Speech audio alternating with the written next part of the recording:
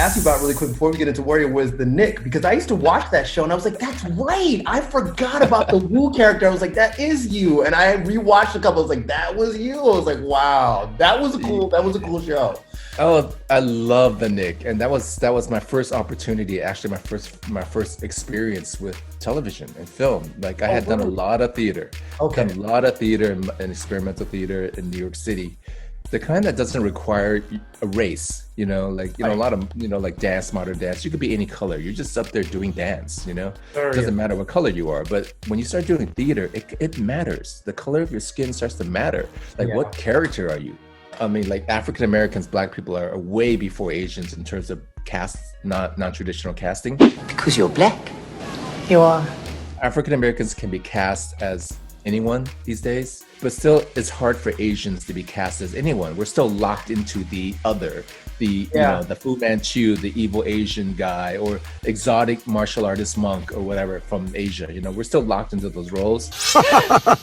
It's a bigger pool these days. We can do more roles, but that still exists. Better, but and then you still have Caucasians that are playing Asians, and it's kind of maddening still to see still that. There. But beautiful thing about the Knick was, like Steven just first of all, the casting director Carmen Cuba saw my tape, and Carmen's known for casting people who aren't famous. Okay. People who are just, they need a way in maybe. Right. So she sees that I hadn't done anything, but I could do the role. So she sent me my tape into Steven Soderbergh, and Steven goes, "Oh, let's look at him again, give him a call back." So I did the call back, and I didn't hear anything for a couple of days, and I'm like, well, it's one of those stories, you do the audition, you do the call back. But it was my first audition, really, my first callback. So I was like, oh my God, That's yeah, and then they called me, 3 days later and said, Steven wants you.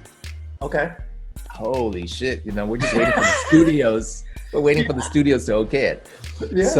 So I thank Carmen Cuba for taking a chance on me, Steven Soderbergh for taking a chance on me. I had no credits for film and TV. But Steven was amazing. He just looked at me. When I auditioned for the role, it asked for a heavy accent because it takes place in 1900. Right, 1900. early, yeah. So I possibly would have an accent.